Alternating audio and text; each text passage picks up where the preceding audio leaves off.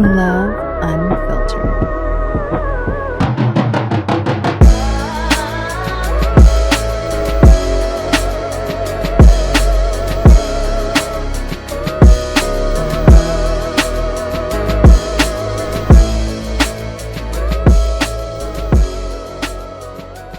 Today on Love Unfiltered, we have Trini, aka Danie Jo. We have Lady Rule. We got so many different names for you, yo. What do you go by, shorty? I go by a lot of different names depending on what setting I'm in. Okay. So if I'm in my professional corporate setting, I have my real name there. Instagram, definitely Trini, Tiny. A lot of people have made up names for me, right? Like I never told nobody to call me Tiny or Trini. So that's kind of fucked up, right? That you short and they just made that shit up. Yeah, Like, it's like Tiny. Yeah. Back in the day, I used to call myself Lil Ma. Okay, that's when I think what's crazy. I think first time I met you, you had on some high socks. I think it was like a red socks or some shit. No, it was Converse. Converse, yeah. You had some, where I'm like, yeah, what's your name? You're like, yo, my name Lady Ma. I ain't never saying no Lady Ma. What'd you say your name was again? I ain't saying no Lady Ma. What'd you say it was? Tell a story. So anyway, I'm like, yo. But you was like, well, what's up? Like, you was tough as hell. I'm like, yo, this little chick, girl as fuck, yo. But it's so funny, though, because, like, watching your daughter grow up now is like, is a reflection. Seeing like, that's how you was little just like her. And it's crazy, though.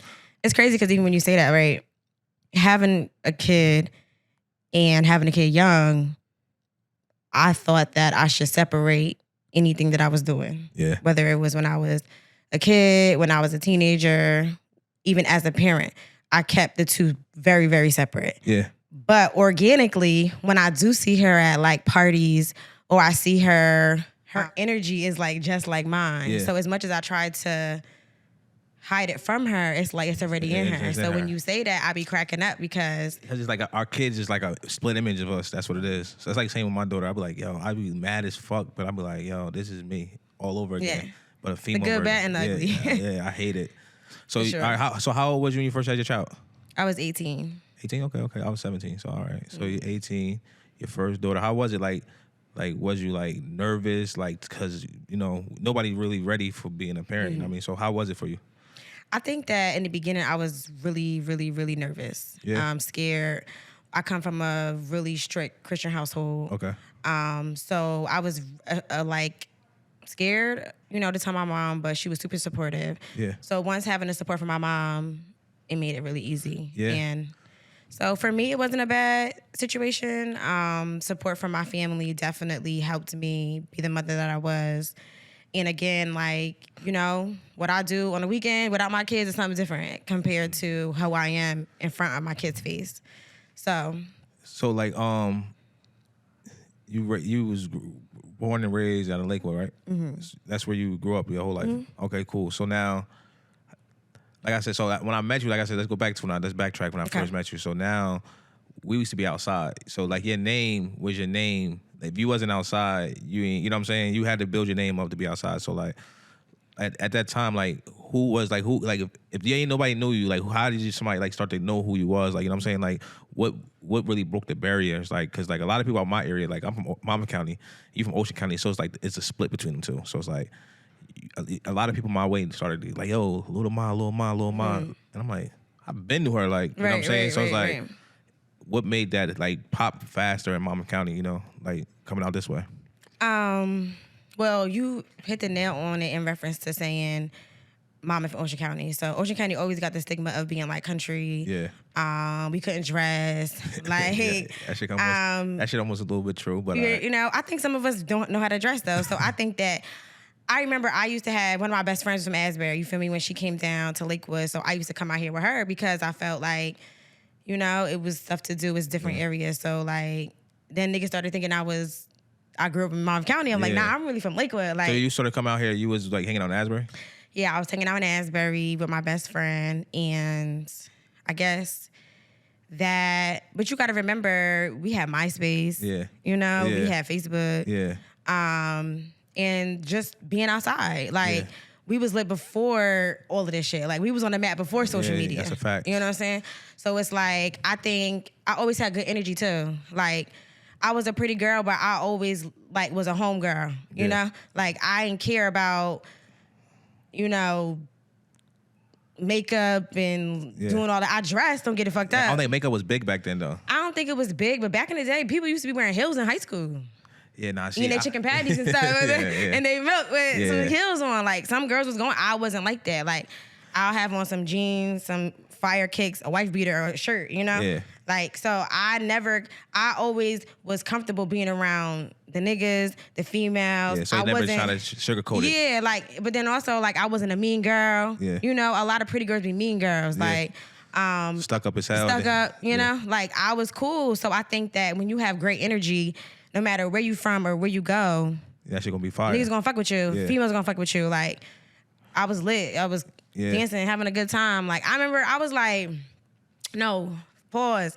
What really put me on the map, also, I had a party in Lakewood. Okay. My 8th grade summer.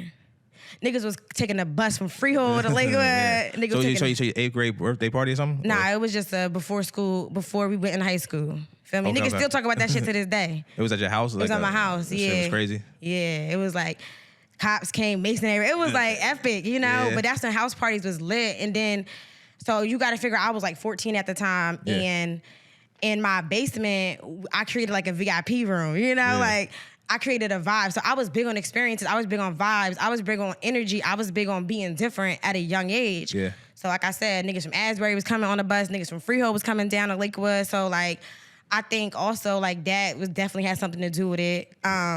It's crazy. I'm pausing on that. So it's mind blowing to me because it's funny you saying that because Lakewood really didn't. Only way you really got to Lakewood unless you had a ride was getting on a bus. Like that shit had no train, nothing. Like it was no train going out there, nothing. Like so even when I was to come to Lakewood back in the day, like I started coming to Lakewood like 02. I think maybe a little earlier, maybe like 01. I met my first girlfriend out in Lakewood. But I used to get the ride out there, and we used to be stuck out there too. Like we had to stay night and everything. Like we used to have to stay night out there and everything to the next day or whatever because that wasn't no shit. You just go out there and be like, I'm coming back home the next day. That shit seemed like far as hell. Like now you think about it, it's close. But back, I'm going to Lakewood. That shit seemed far as hell. Like, you know what I mean? So like when you growing up like in Lakewood, like seeing it now is totally different, you think?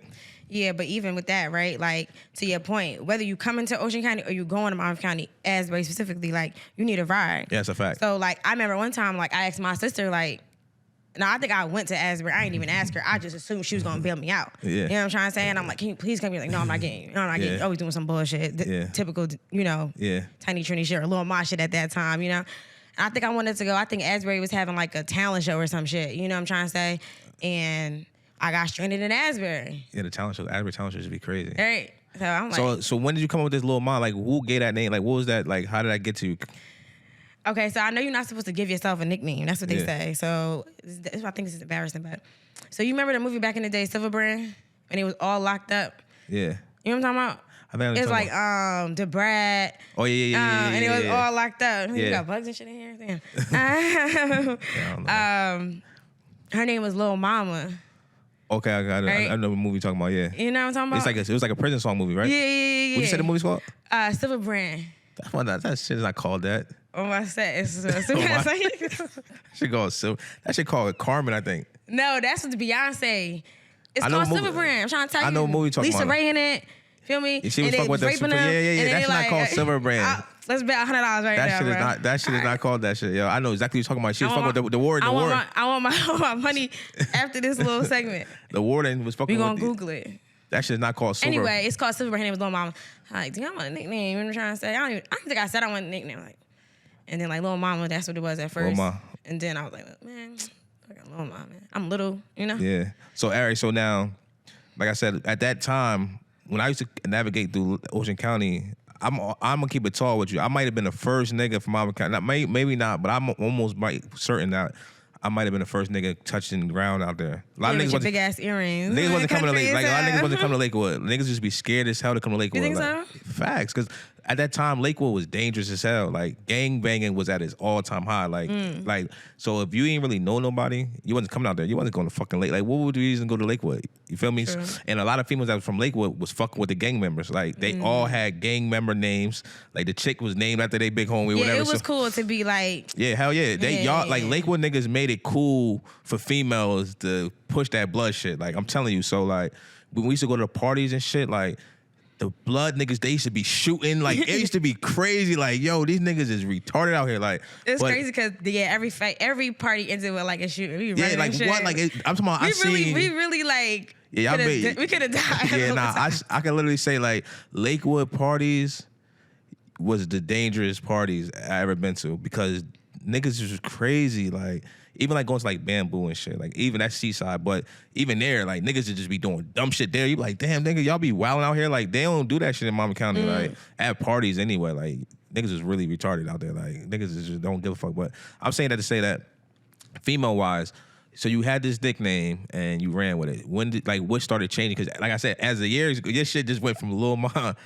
So I'm telling you, I think you used to call yourself Lil Rue. Some shit. I just heard so many different fucking names. Just like, how did you just keep changing down? Like Tiny Trini. I call you Tiny. Like, yo, Tiny was good. Like, you feel me? So it's like all these different names just, and you said just, people just give them to you. Yeah, well, Lil Ma definitely was my own name. And then, you know, you got an Instagram. So my Instagram name was Lil Ma, like 9:30 or something like that, which is like my birthday and Lil Ma, right? But this is when Instagram was like, you thought it was just an editing app. It wasn't. Remember when Instagram was like an editing app? It wasn't. It like filter app, not editing, excuse me. It was like a filtering app. Yeah. So like niggas wasn't really on Instagram and then they got on there. So then once that started happening, I changed it to, so Trini, obviously, we're from Trinidad, so you got that. And then Tiny, my uncle used to call me Tiny. Okay. That was his nickname for me. So when I wanted to kind of like rebrand, because I look at my Instagram as a brand. Okay. You understand what I'm saying? So even before what the world looks at Instagram now, like I always was strategic with what I posted, you know? And I think that also put me, like that separated me because I ain't always like just put bullshit, or I ain't always like, it was a reason for it. Yeah, social media definitely like, because when you first got on it used to be just for fun shit. Like, you used to be on Instagram, like, it used to be fun. Like, now it's like everything's so serious. Like, you can't fucking play with nobody on social media now. Like, before, I used to remember that shit. I used to post motherfucking fun, fuck with people pages. You used to repost memes on your Instagram. Now, I mean, before we didn't have like the story, but like now it's like, you don't do that. Like, everything is like so serious. Everything is just so serious, you know? So then, like I said, I changed it, and it was just like, that's really who I am. When you finding yourself, you know, like that's me. Like, I'm Tiny, Trini. So you think like social media, like you say, it used to be outside. So your name ain't get built off of social media. Like, you absolutely really. Not. So that's what I'm saying. So a lot of people be thinking like, they probably think your name Tiny Trini. Like, people might even see you out and be like Tiny Trini, and you be like, they do. That's my social name. You got to know me from social media. You know what I'm saying? And our digital presence kind of like build a persona to people that they don't even know you, but they just follow your page. Absolutely. And it's scary, right? As a parent, even as a corporate businesswoman, right? Like, one time I was in my job and we had a new hire and somebody was like, oh, you Tiny Trini from Instagram, right? Yeah. And I'm like, you know, I put them to the side, like, please don't say that in here. Yeah, I really look at, it may sound crazy, but I'm two different people, right? Yeah. So I ain't even the person following me. You know what I'm trying to say? So like, nah, my name's Danielle. So that's scary though. So just back to your corporate world. So like, a lot of people might not know. So like, what you mean by your corporate world? Like, I have a corporate full-time job. So do you be nervous about like what you post? Because like you said, because your page is probably, I don't know if it's private or public, but it's like, you never know who's watching your page. And now you got your boss in the corporate world. Like, your boss think you just Danielle, you know, and they see your page. You're like, hold on, who the fuck is Tiny Trini? Like, you know what I'm saying? It's like a double life, like almost like. Yeah, for sure, right? So, you know, when I pull up to work, I got a mean blowout glass, you know, Prada glasses on. You know what I'm trying to say? Yeah. My attire is business. You feel me? I would never do any of my Tiny Trini stuff in my corporate world. Yeah. That doesn't mean that I'm not being myself. It's just a different person of me, right? We were made up of different types of things. Yeah. In reference to, my page is public, but also I make money on Instagram too. Yeah. So I'm not going to stop that for something else. But it's funny that you said that, because when I was just in Trinidad for Carnival, because I have another business, shout out to Danie Jo fragrance. That's my perfume line. Okay. I don't know if you was gonna get into that. We'll get to that. Okay, my fault. But my also Tiny Trini brand that's made me money with hosting and parties and stuff like that. Like I made money on Instagram. Everything about Instagram got to make me money. Yeah. It got to make sense. Yeah. So I'm not gonna not do that because of something else. I want as much money as I possibly can make. Yeah. However, I do watch what I post, right? So it, like on Facebook, it's like your family, Yeah, it's like a different your world. It's coworkers, like a different world. It's like a different world. Which they could be my friends on Facebook. Now, Instagram, it's a totally different type of world. Yeah. So I got mad different social media platforms and my business was attached to my Facebook. So accidentally, me posting me twerking, whining, all of my carnival stuff, I accidentally posted it on my Instagram and it was connected to my Facebook. I have somebody else running my social media for me. So it was definitely like an oversight. I didn't realize it. Yeah. And my service was trash in Trinidad. So I didn't even realize it until I got like 200 likes, comments. My Facebook was like, what the hell? Like, I literally almost threw up because I felt like, you know, people will discredit you. Yeah, you feel me? That's a fact. People will look at you differently. People will be talking about this. I've had people talk about things that I've done in the corporate world on my weekend. Yeah. It's not right, but you have to understand, one, when you're a woman, one, when you're a black woman in this corporate world and you making good money, you at a level in your career, you do have to be mindful. Yeah. So I say that to say this, like, no, I'm not changing who I am. Am I strategic about it? Yeah. So just going back to parents and my fault. Like, on social media, you got to watch what you post too because of your parent. Of being a parent. Yeah. My daughter don't got Instagram. Her friends got Instagram. Yeah. You know, she be souped off of my mom's Tiny Trini. Yeah. You know, my mom's Trini. Like my mom this, like this, Yeah. all this kind of stuff. So it's just like I have to be mindful about that too. Yeah. Besides the corporate world. So when that post went up, did like your job, like how that happened, like that shit wasn't scary? Like I know you probably went to work that day, like what the like, you know what I'm saying? So I had a big, like I was a panelist, like that next, it was over the weekend, so like that next day. And I had so much anxiety because I felt like they're not even gonna see this corporate woman. They're gonna see Yeah, facts. ass, titties, twerking, whining. They're not gonna respect me. So it played a major part of me going into this panelist where I'm highly respected off of social media. It didn't affect me. It's my own insecurity, I guess, or anxiety, but no, it didn't affect me. Yeah, so like social media. So I feel like social media definitely is like a place where like it's these different worlds, different presence you create. You know what I mean? Because like you could live like Facebook, like you said, Facebook family.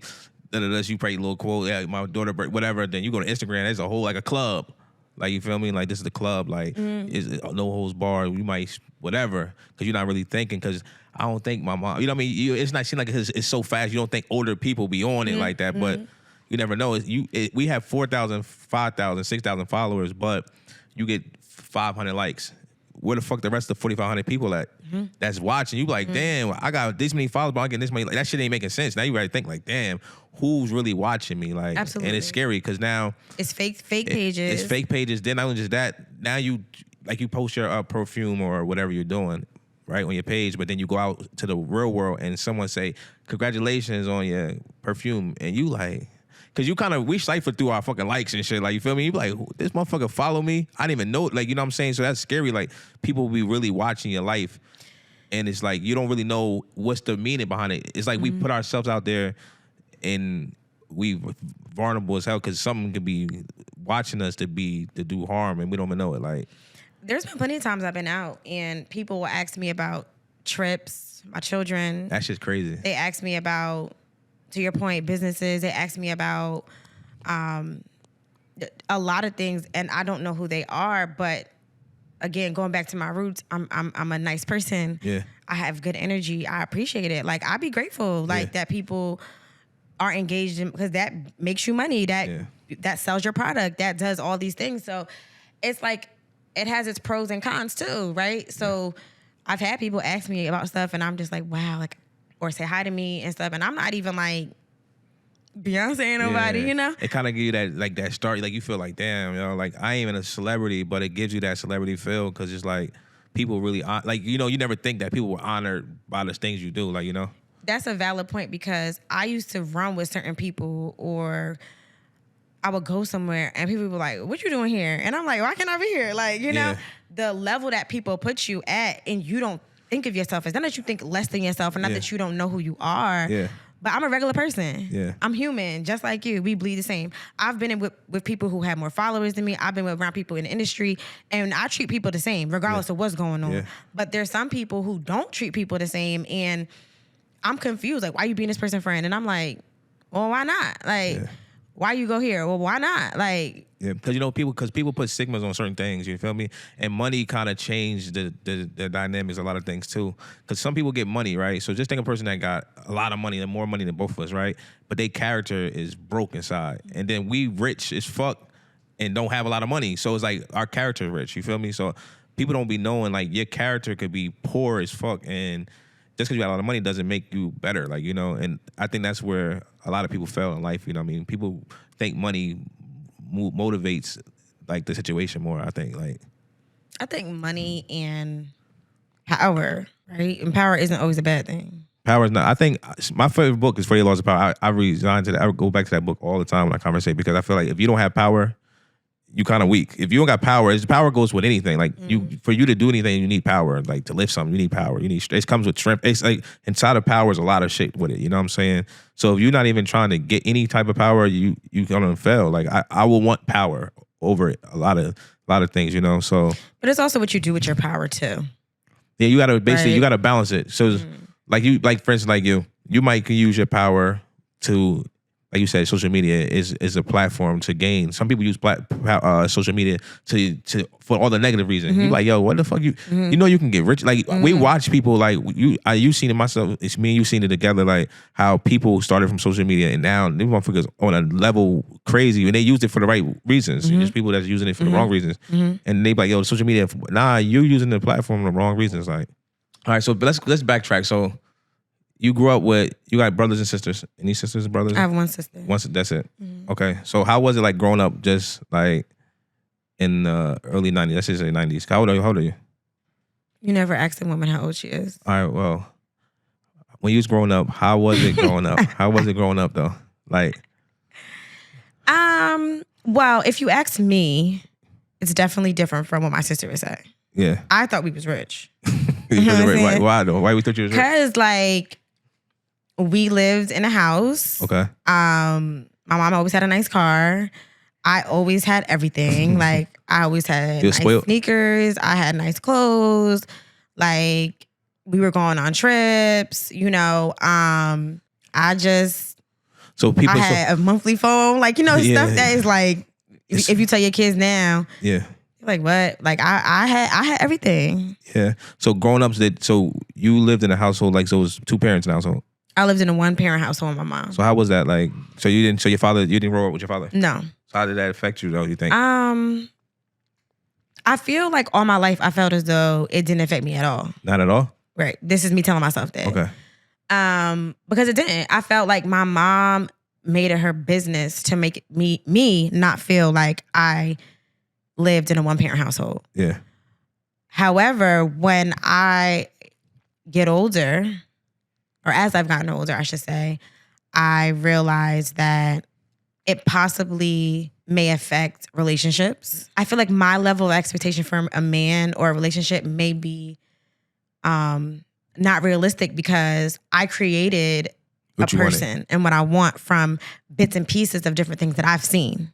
Okay. You understand what I'm saying? So explain that. About to say that. So explain that. So because if you coming from a household without a father around, how did you? So my household, growing up, no father. Okay.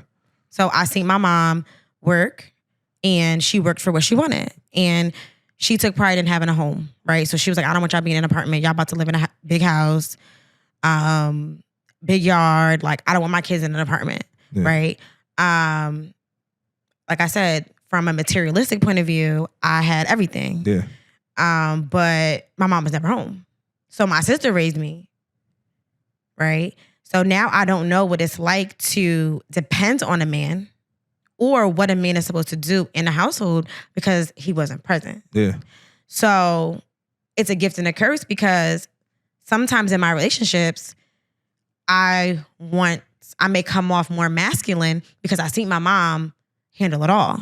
Understandable. However, I still feel like I deserve a man that does for me. And let's say he pays the rent. So I'll be in the middle of certain situations because you want to get taken care of. You think you're a great woman. You're a hardworking woman. You're doing this, you're doing that. Also, social media be making people feel like they want to live this lifestyle. Yeah. So it affected me because it's just like now inside my household, I have that.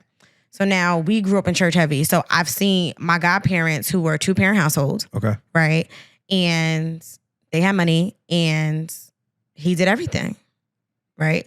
So I had examples from financial aspect. I have many examples of 2-parent households, even though it wasn't my household, that I could see. Yeah. Right. I've also saw households that were a single mom that wasn't like my single mom. Yeah. Right. I've seen double 2-parent households that wasn't like my godparents or my aunts and uncles or all these people who had double households. They doing a lot of things that I'm like, oh, my mom don't do that or my family don't do that, you know? Yeah. So I think that I learned a lot by looking at other people's situations, and I took a little bit of what I like here. I took a little bit of like what I like here, what I want, how I want to be, what I want to do, and I created my own situation. But a lot of people who I've dealt with said that I be chasing fairy tales, right? Yeah. I don't chase reality. So it's like, But who could say that if they don't know what your reality want to be? You know what I'm saying? You create your own reality. It's what you want in life. I think so. That's how it's supposed to be, though. But what I want possibly, and maybe I'm asking the wrong people, right? Or maybe it was the wrong people who was in my life. Yeah. But I think that I would rather have what I want, you know? Then struggle for and what you want. even like one thing I used to say about relationships, I used to be like, I don't care what a nigga got. He don't gotta have all the money in the world. Like, I don't know. There's a stigma that I only fuck with rich niggas. Like, Yeah, you know, yeah. people think that I only fuck with niggas with money. You know, like I don't know why. Yeah. But I used to be like, no, it don't matter if he treat me good. We have a connection. We have chemistry. Like, I'm happy. You know what I'm trying to say? It don't matter. Yeah. And that's true, but that's not living in reality. Yeah. So I don't know what these other guys were saying, that I'm not living in reality, but I had to check myself for what reality is. So you think maybe the guys couldn't even just live up to your expectation? That's why they so they want to dumb you down for them instead of to live for what you really want. Yeah, and I think that that's a whole nother conversation, because I think that my energy, you know, I come with a lot of great qualities. And if you're not fully put together and you don't have your own foundation, I can be very intimidating, even if when I'm trying not to be, right? I could tell you, you don't got to buy me Louis, Gucci, Prada, but because I can buy it for myself, you think that you have to buy these things for me. Yeah. Because I want to go to Dubai and I want to go to Brazil and Trinidad, all these places. You think that you have to pay for these type of trips for me. Yeah. So going back to the reality thing, I think that they were right in reference to reality for them, but I had to check myself in reference to reality too, because the reality of what I want isn't that I want a man to take care of me, or I want a rich nigga, or I also don't think the reality of him is if I don't want a nigga to feel like he has to take care of me. Yeah. I want a nigga who can take care of himself. Yeah, and stand. I never thought about that. Yeah. You know? Yeah. I'm like, I don't care about people who got money, like, why? No, Danielle, you want someone who is already the full package. You want someone who can take care of themselves, because now you could take care of yourself. You could do all of this stuff. And if he can do the same, now you're a power couple. Yeah. And I think that once I realized that my expectation of a man is different now, right? And things that I've dealt with previously, no disrespect to them, because a lot of my situations I was very young in. You know what I'm trying to say? Like, we young as hell, right? You really don't even know who you are until we get into our 30s. Yeah. So now I know my level of expectation is asking those hard questions in the beginning, right? What type of job do you have? What do you do? What is your goals? What do you have 401ks? Do you have life insurance? What does your family look like in your mind, right? Are you a traditional man? Yeah. Because everyone talks about wanting a submissive woman. Yeah. But are you traditional enough for me to be submissive to you? So I think having those honest conversations in the beginning, not waiting until you're in love already, not waiting until y'all had sex already, not waiting until you're in the honeymoon stage and everything's going amazing, then now you're clashing because the way you had that conversation. Y'all ain't had them conversations. Yeah. And it's big because I feel like a lot of people skip. A lot of relationships now is like more off of appearance. Mm-hmm. So people care about who like people want the most baddest chick, the most flyest nigga, and put them together in the power couple. Because that seems like that's the segment right now. That's what's popping. Like if you look good as hell, you pop into this and they together, y'all lit. But most likely both people inside they both broken, and it's like they don't know each other, so they both is just like fighting for like. Like, yo, I want to be me. I want to be me too, but I can't because if you really know me, you ain't gonna like me, and vice versa. And I feel like a lot of relationships is built like I said, from how people see you. Like people might see you and like fall in love. Oh, she looks so good, but really just with your appearance. Don't even give a fuck how your mental is or anything. And it's a lot of relationships. That's why a lot of relationships don't last, because I feel like people don't take the time to even care about the person. Like some people have mental health issues where they might be mentally fucked up, or PTSD, yeah, or think their upbringing, mommy issues, daddy issues. Yeah. You know, I be saying that people love me. Yeah. Everybody loves me, right? I don't love you. I hate you, kind of, but all right. You know, you love me, but you hate me too, right? Even us, right? As friends, yeah. Like that's my homegirl. She get on my fucking nerves. You know what I'm trying to say? Like. And that's on a friendship level. Yeah. But on a romantic level, like I be thinking that people love me. Yeah. But they be loving the thought of me. Understand? What you mean? They'll love the thought that, all right, she look good, she got a nice body, she a great mom, so if I get her pregnant, she gonna be a good mom. Right? Yeah. She got a good corporate job, so she got good credit. So niggas just want to trap you. Yeah. I ain't saying niggas trying to trap me, but niggas trying. That's what niggas. Yo, what's crazy is like niggas. I be around all type of different type of niggas. And niggas' mindsets be like, yo, she bad as hell. I'm putting a baby in her. Yeah. Bro, what the fuck you mean? Guess how she's bad? Like, oh, she's super bad, my nigga. I'm putting a baby. That's the first thing they say. They don't say like, yo, she bad as hell. I want to get to know, nigga, she bad. I'm putting a baby in her. Like, what? Like, is you serious? People don't understand. Because they want that connection to that person still. Forever. And not even knowing that a baby changed a person. Every time you have a baby, that shit changes. Everything changes. Like, especially women, y'all change. It's just changed. And it's like for a guy to say like just because she looks good and be like, yo, I'm putting a baby in her is crazy. I would be more loyal to my husband than my baby dad. What you mean? Because when you made me a wife, you did something for me. Yeah. Right? So that's a golden. Yeah, I think that like I would fight for my marriage before I fought for a baby dad, baby mom situation. Boyfriend, girlfriend, we got pregnant. So all right, so let's say a scenario. So you got the baby father, but he's trying to build that marriage thing. So so if he's trying to build that, but you're not gonna fight for that. So if he like, cause you have kids, so most likely I always say like a person that have kids with someone, I always think that they want to be together forever. Well, yeah, that's your goal, right? Yeah. Like I thought I was going to be with them forever. But what I'm saying is, if I had two scenarios, I was a wife and I was just your baby mom. Yeah, I'm fighting for my marriage.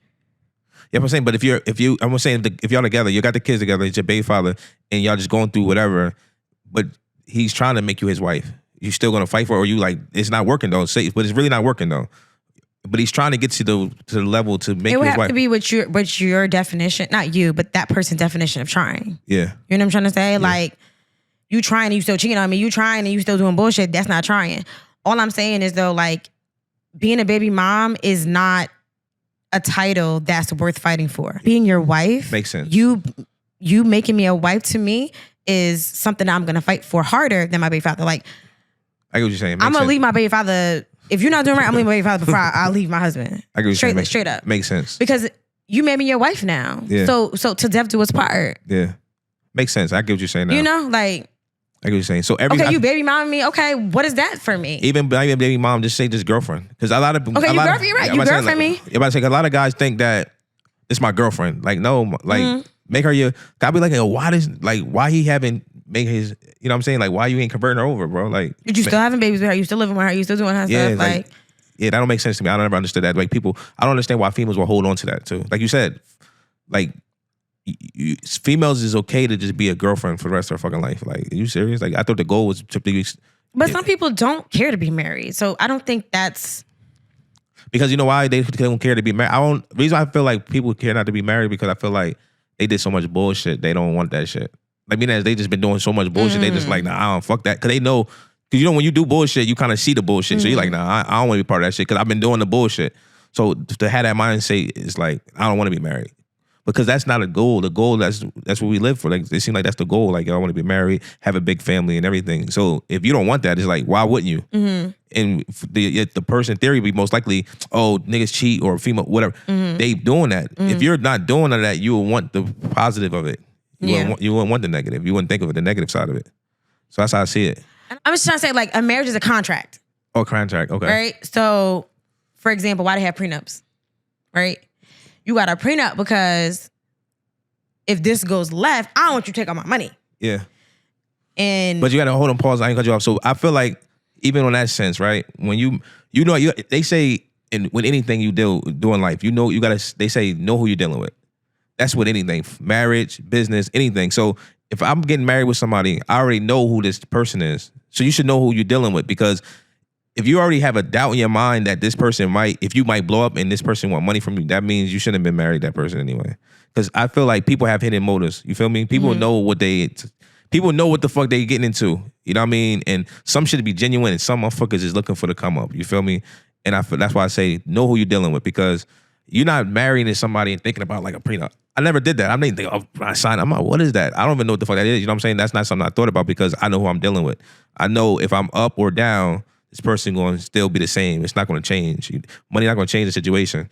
If it was in the beginning before I got married, then I would know like this girl's all about money. So I know if I get married, this shit going to be way different. You know what I'm saying? And a lot of people don't, like you said in the beginning, people don't take the time to get to know each other. So you got to know who you're dealing with. Once you know who you're dealing with, then I feel like you don't have them type of situations. I think that, to your point, people change. Yeah. Right? Whether it's because you have a baby, whether it's because you have a midlife crisis. Let's talk about COVID. Like, I personally feel like mad people either went left or right, up and down, crazy, broke up, got together, had babies, I just think that we never would have expected COVID to happen. Yeah. Now, I'll go from seeing my husband maybe at nighttime after work. Yeah. Now I'm seeing this nigga every day. Yeah. I spoke breakfast, lunch, that. and dinner. Yeah, I said you know that. what I'm trying to say? I said that. I feel like I was saying that before. So that can change. You don't know what things will change that will change your person. And to your point, yeah, you know your person, but I just don't believe that you with somebody decades and decades, we change. Who I was at 23, I'm not the same at 33. Yeah. Yeah, you're right. That's a point. So. That's a fact. I think you definitely change because some people change for the better and some change for the worse. And the circumstances changes too. Like you said, COVID, a lot of people lost their jobs. That shit's stressful. Motherfuckers, that shit's stress. And a lot of people don't know how to deal with without making money. Money's emotion. Like when you ain't making money, that shit fuck with your emotions. You feel me? So that, I ain't getting no money. And then like you said, stability. We in together. And now, if I was a breadwinner and now I'm fucked up, now I'm looking at my shorty like, damn, now she probably looking at me like I'm a broke ass nigga. And now she want to move on. Because females look at, damn, this opportunity is not what I thought, you know what I'm saying? Because like I said, I do weddings. A lot of people cancel their weddings and broke up and all types of shit. I'm like, damn, this shit, COVID really paused people's lives. And nobody thought, like you said, changed. Like that shit changed. Some for the good and some for the worse, you feel me? So on Love Unfiltered today, we doing something a little different. We both have 10 questions that we wrote down and we're going to, go back and forth on the questions. So you can go first. And try to answer them as truthful as possible and unfiltered. How many passes do I get? We get one pass. Let me get two. 2 pass. Nah, 1 pass. Now keep it, like I said, you can keep it unfiltered as possible. Like, you know what I mean? It's to your best ability, you know what I mean? And I'm gonna try to do the same because I don't know what you got over there. So let's go. Okay. Okay, this is a good one. So you like mad flashy. Okay. You dress, some things you be dressing, you be putting it on. Some things I'm like, But for the most part, like you like to dress really nice, right? Can you truthfully say that all the designer that you be wearing is real? 100% facts. That's 100% fact. So I'm gonna tell you when I got introduced to the designer. I never always wear designer. My man Mark, my Haitian Mark, he introduced me to designer. I never really even knew what the fuck designer was. Like, you feel me? So our first trip, I was going to Miami, and he's like, "Yo, love, we going to Short Hills Mall." I didn't even know what the fuck that was. So we went to Short Hills Mall. Yeah, because you was like mad country. Are you still country, but you like a little high rent country now? Yeah. You think about like you used to have like Nah, it wasn't. big You know, earrings. nah, You used to be country. It wasn't fake. I put that on. No, I'm not saying it's fake. I'm saying country. So I understand why you wouldn't know what Short Hills is. Yeah, well, anyway, like I said, this like 2009. 2009. He took me to Short Hills Mall. So we go. I'm like, damn, this mall dope as fuck. Like, I'm just like, you know what I'm saying? Because it's a trip. It's an hour away. You feel me? So when I finally get there, I'm like, damn, what the fuck? Like, I never knew what the fuck this was. So we went to the Gucci store. I think I bought some Gucci. I bought my first Gucci sneakers. I bought a Gucci belt. Right.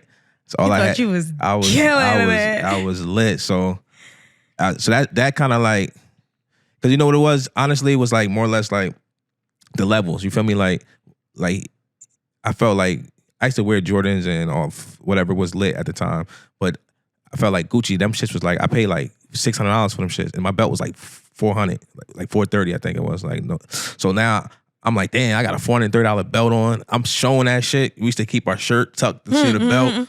So I'm like, nah, hell no. So once I got introduced to it, it started separating me. So I knew, like, you say I'm country, I feel like I'm just different than everybody. I feel like everybody the same. So I might dress a little loud and different, but that's just my style because I don't want to look like everybody. You feel me? So what I just started doing, I'm like, damn, this is a different type of level of dressing. So I know for a fact niggas is not driving to niggas not going to Short Hills and niggas not spending $400 or $500 on one item.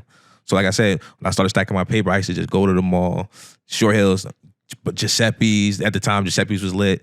I'm buying $1,000 shoes. My shorty at the time, like, yo, nigga, you is bugging, nigga. Like, and I'm like, yo, nah, niggas ain't gonna have these. Like, you feel me? Like, niggas ain't gonna have these. And I used to really just spend mad money on fucking designer clothes just because I'm knowing that niggas not gonna have it. Right. I wasn't looking at it like, that shit used to be foul as hell. I'm keeping it tall. Certain shit was foul. I ain't gonna hold you like it was foul. It was foul country. Foul country. The Giuseppe was definitely country as hell. Like they had the strap on it and shit. The gold strap. But the thing about it is, one thing about me, like, I don't give a fuck like how people view me. I just know that I don't want to look like you. So I knew that if I had these shits on, I nobody gonna have these on. Right. And it's not about niggas not paying $1,000. That's how I look at it. Like niggas not paying $1,000 for a shoe or $450, $500 for a belt. You feel me? And that's what I just basically started doing. Like, so what would you have done if you had some fake ass designer on, even if you didn't know? I always would have known if my designer was real or not because I was going to the store. I never went nowhere else to board designer anywhere. So you buy your designer straight from the retail? Straight from the designer stores. Like I never been to no boutiques. Like niggas, like one for instance, like I never went Instagram. Like you said, when Instagram first started, my man's posted this box. So that basically, all right. So I'm gonna give you an example, right? I thought it really. Like, so basically what you're telling me is you contemplated on it, but you knew it was no. So What I started doing is I started really watching niggas shit because I started learning about the designer. So like my man's posted this Hermes belt buckle. Hermes? The Hermes buckle. Hermes. Never everybody wearing. Yeah, whatever. Never when everybody was wearing that buckle and shit, right? So if you don't know, like I learned that if you don't know, you wouldn't know. Like you feel me? So if I ain't buy Hermes or Louis, whatever. You wouldn't know what's going on. So the nigga had the Hermes or Hermes, whatever you say in the belt buckle, right? So I'm like, damn, that shit fire. So when I went to the store, they ain't never make that belt. Like, I'm like, hold on, what you mean? Now I'm not even knowing that the design. I didn't know because I knew about the fake Jordans and shit like that. Niggas was definitely wearing fake Jordans. You never had fake Jordans? I had fake Jordans. Niggas had fake Jordans. Everybody you had fake Jordans before, but you ain't never had fake designer. I never had no fake designer. Niggas was buying. I'm gonna get to the fake Jordans. But listen, back to the designer. It's a long question. You have a long question. Yeah. Listen. I'm keeping it tall with you. Everybody, we won't get to the Jordan situation, but designer. If you didn't never buy designer, you wouldn't know what the fuck was going on. Correct. So, like I said, if you wasn't going to Short Hills Mall and all this shit, you wouldn't know like what the fuck was real, was fake. You feel me? So, the nigga Hermes belt buckle was like blue. They was like, we never make nothing like that. I'm like, what you mean? Like this nigga got this shit. Like they're like, nah, we don't. That's not our design. That's when I'm like, hold on, time out. So you telling me niggas out here wearing fake design? I didn't even know you could make fake design because it's so expensive. I'm thinking this shit is So now I'm starting to really question everybody's shit. Like, hold on. Where you get this shit from? Like, now I see niggas with Fendi belts, with the Looney Tune Fendi belts at the time. Like, So do you G-check people who have fake designer on? I'm looking at everybody's shit now. I'm sizing this nigga shit up. I'm on, like, now I got designer down to the T. Like, I didn't even, like, for instance, another example, my man, we in Miami. So I'm like, yo, where the fuck you get them Louis shoes from? He like, I got these shits from Neiman Marcus. So I'm like, Neiman Marcus? I'm like, nah, Louis don't distribute to nobody but Louis Vuitton. You feel me? So how the fuck you get those? He like, they was on the rack. My nigga, Louis don't even have a rack. Like, what are you talking about? So now I'm starting to learn because I go to the store a lot. So now you can't get me with the bullshit. I'm like, I'm on it already. And I'm like, yo, that belt don't come out like that. That buckle don't look like, you know what I'm saying? Because everybody... I've never seen on the website before. But what's crazy is we was at an era where everybody had Gucci belts. Everybody, I'm like, yo, how the fuck niggas is, who's getting this? Because who's getting this money to buy $4 or $5 belts in mad different colors? Like, niggas had every color of Gucci. I'm like, nah. And then I started understanding that. That's when I started seeing like fake belts, fake shoes, all that was never even coming out in the stores. Like, so now I'm like, yo, hold on. If it's not in the stores, how the fuck they getting it? Oh, we getting it from boutiques. What's boutique? Where these boutiques at? These is mysteriously disappearing. Like, you know what I mean? So that to say that the Jordan epidemic in my era, now at this time, like this is like 07. I was young still, so I was young. Nigga, my man used to So go. you're a retired fake designer. No. When I was about 19, 20, my man named K Sniff is a nigga named K Sniff in Asbury, Neptune area. The niggas used to go to New York. Everybody, the hood used to buy K Sniffs. He used to have all the Jordans, every different fucking color, you feel me? So everybody used to buy Jordan. I wasn't like the only one. So everybody was buying Jordan. Keep it tall. I definitely could stand on that shit. Yeah, definitely buy K-Sniff. That was just the era for like 1 year. It was like 07 to 08. Everybody was buying them shits. Lakewood ain't do that. Niggas from Lakewood had K-Sniffs. It probably didn't. But I'm trying to tell you, Lakewood niggas ain't never wear no fake Jordans. We gotta understand. That's some Monmouth County shit. It might have been Monmouth County shit, but listen, beside the point. Y'all calling us country and... Listen, beside the point, that's at the least only our thing shit is real. That's the only shit I can say that I can stand on. But like, yo, the Jordans was fake as hell. Because at the time, at that time, Jordans wasn't coming out. Like right now, Jordans come out like 4 or 5 times, like more than he ever did that back then. So now, the nigga used to have these Jordans. You'd be like, how the fuck did they get all them Jordans? But them shits was like lit at the time. So niggas like, yo, we rock them shit. They was like one time where we going to the Abyss, Deco. We throwing them shits on, but he never had designer. He never fuck with like Gucci shoes. I know a couple of niggas that had fake Gucci shoes.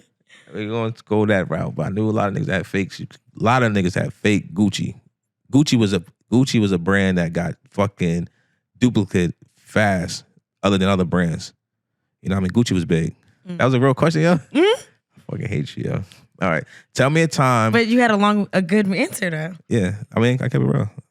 And I got the receipt. So listen, I got all my receipts. I put this on my kids. I can show you every item that I have. I show you the actual receipt from the store, date, and everything. To this day. So if somebody do try to anybody, I'll stand on that shit. Any person that ever want to test my designer, I will literally show you the receipt. I got receipts since that back. Like I said, my first. I got the Gucci. If people haven't got this, I got the Gucci card. You probably don't even know what that is. When you never back used to. I don't know if you used to go back in the Gucci store back in the day, and they used to. You know, you got to put your name in the system. They got a Gucci card. They used to write your name on it, and you just hand it to them, and they boop, and that shit put your name in the system. Right. So niggas don't even know what that is. You know what I'm saying? So I'm talking about back then. They stopped doing it, but they had a Gucci card. It's like a brown card. You had your information on that shit.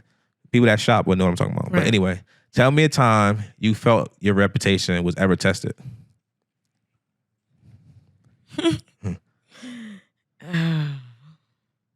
I'm a perfectionist. Anything I do. Okay. I don't care if it's a party. I don't care if it's, we talked about 2 different worlds, corporate lead, tiny Trini. Like, I take everything that I do serious. It's that serious to me. Understand? For my 30th birthday, I had a gala. We called it the Trini Gala. And I was probably planning this party for like a year. I had a vision in my head. I know what I wanted. And, I was doing everybody's parties that year. So I wanted to, walk in and be surprised. I wanted to walk in and cry. I wanted to walk in and feel the way that I was making everybody else feel for all their other events. Yeah. Right? Like, I was busy back to back, putting people's 30th birthdays on, like, going all out, themes, like, I killed them. You know what I'm trying to say? It made it personalized, made it meaningful, made it like something that they'll never forget for them. So I kind of wanted that too. And it takes a lot to shock me. It takes a lot to make me feel that way. I never felt that way before. So I really, really wanted to feel that way. So there was this decorator who was well known, and I liked her work. She did like mass celebrity parties and stuff like that. And I felt like this made the most sense for me, that I could just walk in and not do nothing. Even for you, I wanted you to come to my party as a guest. I didn't want you to pick up a camera. I didn't want you to do nothing. I wanted you to come there fly as hell and we party. You know, I wanted us to enjoy with my close people, you know? Mm-hmm. And I was super excited for this person to do it. Like, she is top dog in this decorating shit. And I paid her like almost $30K to do my party. But it didn't matter to me. I work hard as hell. I was getting everything that I wanted. And she started giving me a little bit of vibes like closer to my date. Like I said, I'm such a perfectionist. I be on stuff. But for this person, I kind of trusted her perfection. I gave her room to be who she is because she do this shit all the time. So basically, like, they're at my party. Like, I'm scared to tell, but I'm so excited. Like, a lot of things was going wrong, but I knew that I was gonna walk into a great party. My dress, I had 2 dresses. Both of them was like $2K. Like, I spent so much money on this party. My guests, I was so adamant about my guests looking a certain way because I want us to look like Black excellence. You know what I'm trying to say? And just be a great representation of us and where we're from and what we doing. Like, I wanted to put Jersey in the map, you know? So this individual, that's my professional way of talking about her now. But she did some like bullshit. First she was late, like 2-3 hours late, kept pushing it back. Here my guests are in gowns, like spending so much money. Like, we blocked off about 50 rooms in a hotel for this event. You know what I'm trying to say? So like, she was late. So that was already like, now I'm panicking. And my sister, who literally keeps me sane, was in there trying to figure it out and do all of these things. And it was like bad. Like, all my things that I wanted wasn't there. Lying. She cost me so much more money. We're trying to extend it. Now my party is rushed. And I really was upset because I felt like, one, I could have did it myself. Like, I could have booked this spot out the day before, and me and my sister could have did this whole thing. It would have been exactly what I wanted. I would have saved like $15K. Mm-hmm. But besides the money aspect, like, you only turn 30 once. Yeah. Right? And I never had a party before. Like, for my birthday. Like, I never had a birthday party. Like, I had a dinner, you know, or we went to the club, or like, oh, we did my boat party. But it wasn't like a party for me. We just went somewhere. Yeah. So this was something that was fully for me. I've accomplished a lot, right? Degrees, my job, my businesses. Like, I'm in a great place. I want to celebrate that. So besides the money aspect, I felt like she jeopardized my reputation of what my guests expect. Now, don't get me wrong. It took me everything not to fucking cry. But my guests didn't even know why I was so upset. But the way that I meticulously wrote down the entire itinerary for everything that we were supposed to have, my area list hanging from the ceiling, like doing this. I just had so much dope stuff there that I wanted this experience to be for. I'm super big on experience. And she took that from me. She took my reputation of the type of parties that I give. And it could be me, right? Because nobody else feels this way but me and maybe my sister. But you're late, we're rushing. I couldn't even enjoy my party because we were rushing it, so you're on a time limit. You know what I'm trying to say? Then, like I said, I already have a reputation of decor, a reputation of events, a reputation of excellence, a reputation of being a perfectionist. So now all of this nonsense just kept me so flustered, and it turned out to be a great night for how we made it. But it's one, everything in me not to punch this bitch in her face. And then 2, it's just like, I just felt like all my money went down the drain. And it was just a time where we were supposed to celebrate me for once. I wanted to be celebrated. Yeah. And I just feel like had I would have been a Bernice, I love Bernice, but had I would have been like someone at a higher status, she wouldn't have pulled that shit with them. Yeah. So one, like she was like, oh, I'm gonna give you your money back. I'm gonna give you some money back. We're gonna talk about it. Don't worry. Da da da da da. Nothing happened. Then like 6 months later, so this was bothering me for like 6 months after. Again, yes, it was about the money because who wouldn't want that money? But it was also more so about my reputation and just like, why when I want something for myself, I can't be celebrated? Yeah. You know? Like, ain't no nigga pay for my party.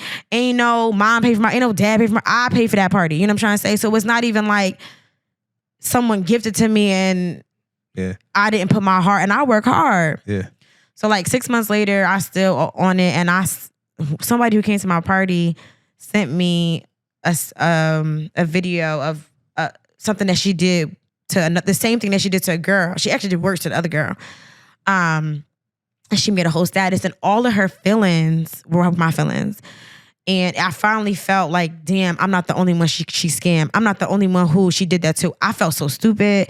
I felt like, damn, why you do this for yourself? I felt like, damn, am I trying to be like an Instagram model that I even had her do my party? So, but again, my reputation. So like, I even put like a statement out to the people who came to my party, like, y'all watch this. This is what was going on, and I was trying to keep it together. Everyone's like, oh my God, like I didn't even know all of that was going down. Again, they didn't think that, but I'm super hard on myself. Yeah. So I think that's one of the maybe the only times in my life, which it meant so much to me that someone played with my reputation because I felt like you didn't give a fuck. Yeah.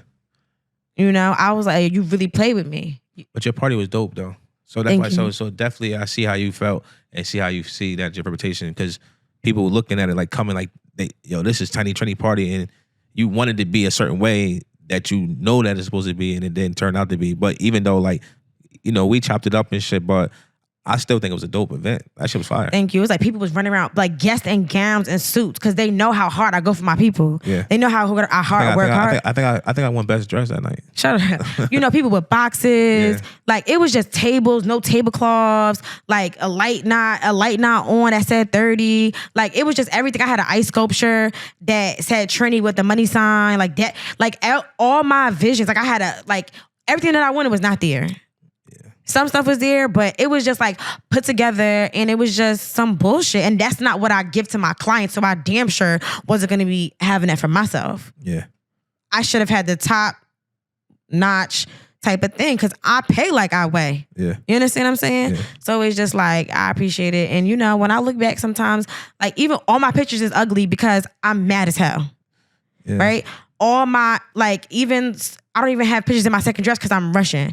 Like, I just, and everybody had a good time. Even like the strippers we had. Yeah. They sent me a long thing like, Trini, we love you. Everybody had an amazing time, and I know that.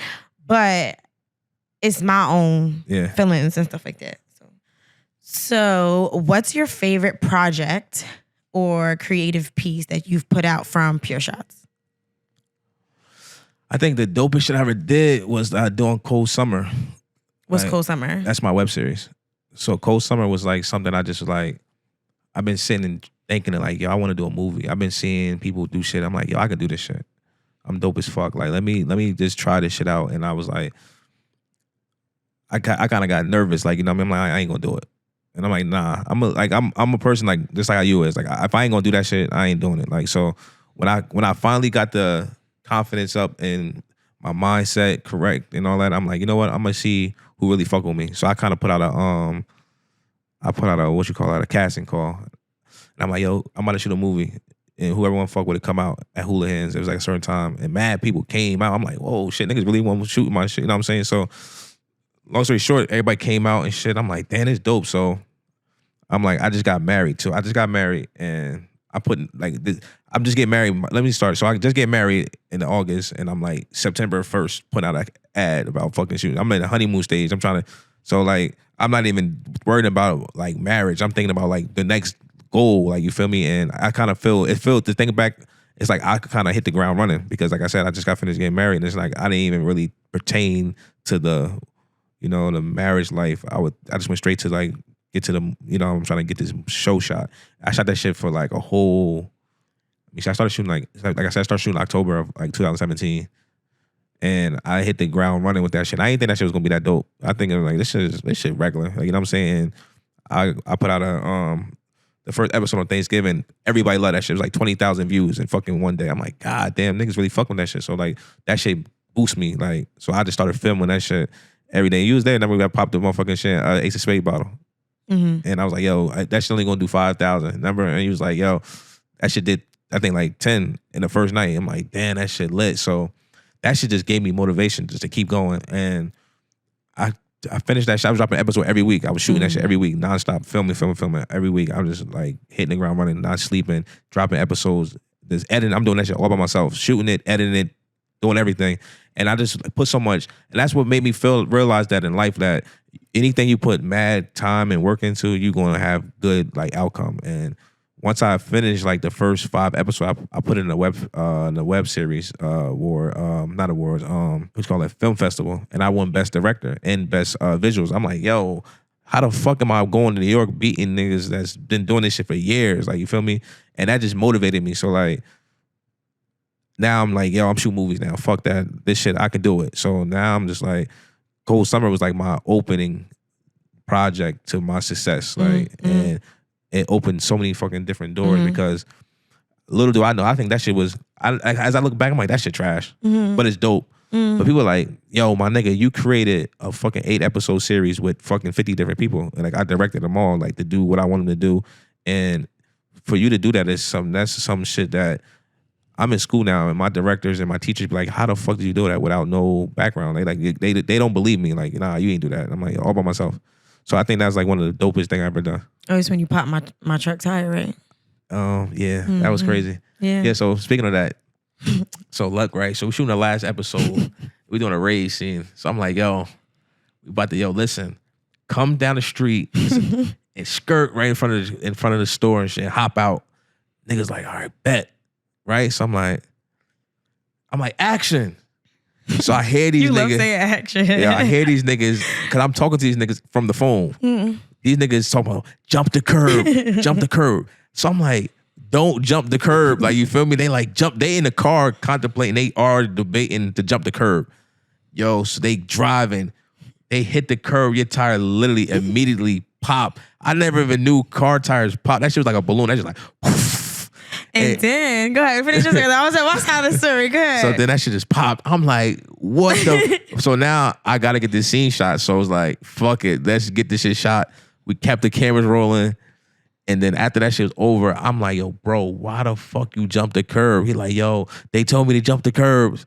So mind you, I think dude had no money. I felt bad. I ain't feel bad, but I'm like, nigga, you got to pay for this chick tire. Like, yo, I'm not coming out of pocket. Like, he like, and it fucked my whole day up because you had my Mustang. So I'm like, yo, bro, you got to get the fucking tire before we can do exchange, get my fucking car back. So he's like, that nigga went, we went all different, like 5 different tire shops, yo. We could not find the matching tire. I was like, what's up? Try anything good. You feel me? I think I hit a pothole. Shit, I get a new tire. Like, all right, bet. Right, I'm like, okay. Yeah, so now I had the movie premiere and shit. You come out and shit. That shit funny as hell. In my head, I'm just sitting there, everybody out there, you come out and shit. You like, yeah, that shit was fire. Punch you shot. I'm like, what the fuck you hitting for? Yeah, nigga, you popped my fucking tire. Yo, I was like, oh shit. I forgot that you were gonna see that scene and shit, yo. Yeah, I'm like, this is what happened. Months later, I'm like, okay, this is why you had to give me a new tire, because niggas is jumping curbs. Yo, that shit. But seeing that shit, that was definitely dope when you had it in the movie theaters and you rented that out. And you said it was like the last episode, right? Last episode, yeah. And you put it in the movie theaters. That was fire. So. Yeah, I think that was super dope. I feel like I said, I'll be wanting to do shit like you said, I'm mad extra. Like when I'm doing something, if I say I'm gonna do it, I'm doing that shit to the craziest of my ability. So I'm like, yo, I'm searching around like, how can I get this shit to be in the movie theaters? Like, and the Middlebrook theater that we had it at, they deal with like small business and shit like that. So they wasn't trying to give me an AMC and shit. I'm like, fuck it, I'm inside that. What's that called? Middlebrook. Nobody know the difference. The chairs reclined. That shit was all the same shit. Right. You feel me? But it was dope as experience. Like, to this day, I feel like a lot of shit I've done, I'm like, I can't believe I did that shit. Like, I can't believe I did that shit. Like, and it just keep me going. You know what I'm saying? Like I be like, I'm doing something next time I'm gonna be way harder. Like this is the first time I'm doing this shit. Now I know next time I'll do way better. Like way fire. Like yeah. But yeah, I appreciate you not being in my shit because I definitely wanted you to be in there. You could have made my shit even fire. Like you could have been a fire look because you got the personality. Like I feel like I don't know why you don't act. I hate when I see people that I know that's fire personality where could be on a whole other level. Where you at is dope as fuck now, but like we have so much talent, like you just don't understand. And our chemistry together, like we silly as hell. I feel like I'm like, yo, get on coast. I'm like, nah, all right. What gets you in one of my movies, yo? It was nothing. I just feel like, I would probably do it, but I feel like it gotta fit me because, it's no script. So it gotta fit something that I'm into. Like I'm not about to do no sex scene. I'm not about to get all sexy and being all seductive. Why not though? I'm not. That's just not me. Now we talking some gangster stuff, or we talking about da da da da. That's my, I'm Griselda. You understand? But still, you want people. I don't want to. I feel like I would do it if the character fits you. me. But if I'm saying I was gonna build a character, I could be comfortable in whatever I'm doing. I was gonna have a character built around you. So whatever you was going, I was letting you be creative. Whatever you wanted, nigga, I just want you on the camera. Like, yo, listen. All right, we'll talk. Yeah, next one, man. All right. Anyway, what was your worst relationship and why? Why you asking me this? I think one of my worst. I haven't been in a lot of relationships. But I think a relationship I was in out of guilt. I felt guilty about something, and it made me start the relationship because I felt like, damn, like, what do you mean? Let me make this nigga I might as well just be this nigga girlfriend. So you mean as guilt, as in what though? Like you did something wrong? Like I don't get it. Explain that. What the hell you mean guilt? What the fuck that mean? Like, why you asking me that? I asked you about any relationships? No. I'm passing fast. Right. Hard fast. All right. So I can go to the next one. I can get another question? Yeah, go ahead. You get another question. Pass. I don't want to answer that. All right, cool. Let's answer this question. Have you ever had a threesome? If yes, was you the initiator? Pass. You only get one pass, yo. Yo. Go back to the other question. Go back to the other question. Nah, we won't this for that. I passed that one. Have you ever had a threesome? If yes, were you the initiator? I'm not putting this on. All right, so we're gonna pass it. Respect or loyalty? What? Respect or loyalty? How many questions you got? You just asked like 3 questions. Passing, man. Oh, okay. What the fuck? Loyalty. Loyalty, why? Because if you loyal, you respect me. That's a good one. I stand on that too. You know what I'm saying? Like, and I think loyalty is other things besides respect. What you understand? Mean? Like, respect is one of them, right? If you loyal to me, you respect me. Correct. However, loyalty is other things besides respect. I feel like loyalty to me is like, you know what I mean? No matter where I'm at, who I'm with, you in the room, you out the room. You gonna hold me up. You gonna hold me up. I'm loyal to you. Yeah. You know? Yeah. I respect that though. I respect that. Do you believe in a traditional partnership for a man and a woman? Traditional, yes. Meaning as like... Are you a traditional man? Traditional man, meaning as... Give me the definition. Let's say I pay the whole mortgage and you just do the utilities and take care of the kids. That's or traditional? Like traditional old school. Like you submissive to me and... I feel like I'm more like if you my shorty or what, like whoever, like we rocking, I'm thinking like I'm gonna try to take care of everything. So what do you expect in return for that? So basically I just want like you said, loyalty. I want loyalty, and I want loyalty when I'm not around, because that stands more. It's not. I always say like it's not about what you say, it's about what you keep from me. So I'd rather you tell me everything than not know. You know what I'm saying? So I think that in return is better. Like just have my back when I know that you ain't around. You feel what I'm saying? So like traditional is like niggas wanting a wife or their girl to be submissive to them, right? Yeah. I think Suck that's my dick every day. We fucking. No, I don't really. Like, I feel like, what's the, like? Yeah, no, I don't think. A female got to cook, clean. You understand? Really take care of the kids. Like, I don't really. Traditional is like old school. Yeah, no, I'm not traditional then, because I don't really think that's. I think majority a little bit of that shit, but not all of it. Because I don't want. I'm do for myself regardless. Like I don't want nobody to do too much for me. You know what I'm saying? You could do a little bit to show like appreciation to me, but I don't want you to. Hell no. I don't want to ever feel like I owe you. That's how I feel like. I think too. So I feel like if you do so much, that shit gonna come back and tell me what all the shit you done. So I feel like if we just running together and you doing what you doing, I'm doing what I'm doing, and we meet in the middle, it's cool. But if you doing mad shit for me, and it could be returned like, yeah, that's what I done for you, I don't like that. But what about a woman being submissive to you? I feel like I think all women should be submissive. Why? Because I feel like that's what women are supposed to do. But shouldn't a man give a woman the reason, yeah, of course, and the comfortability to be submissive? 100%. You can't. A woman shouldn't. But you didn't just say that. You said. I think, but I didn't finish. Okay. So I feel like if a man, I feel like all women should be submissive to the man, to the right man, if it's deserved. So meaning it's like, don't do shit if it is not deserved. Why would you be doing anything if it's not? You know what I'm saying? If I'm doing everything I need to be doing, take care of the house, whatever the case might be, yeah, I need you to be submissive to me. That's how I feel. So I feel like in return, yeah, be submissive. But if I ain't doing shit, why would you be doing anything? So females, like just like off topic, like females out here fucking niggas, giving their bodies to these niggas for nothing. And then they like, oh, this nigga want me to do all this for him, but all he offered is dick. And I also think that too, right? You make a valid point. Like, I feel like now guys expect a lot from women. And I think women expect a lot from guys too. Yeah. But I feel like, personally for me, I want to be submissive. I want to be fragile. I want to be all these things to a man. But you have to make me feel like you're deserving of it. Yeah. Right? Who wouldn't want to be taken care of? Who wouldn't want to be a family? And I love to cook, right? So why wouldn't I want to cook and have a plate served for my man every night? But why is it expected of women to be submissive in the bedroom, be submissive to be a traditional mother, cooking, cleaning?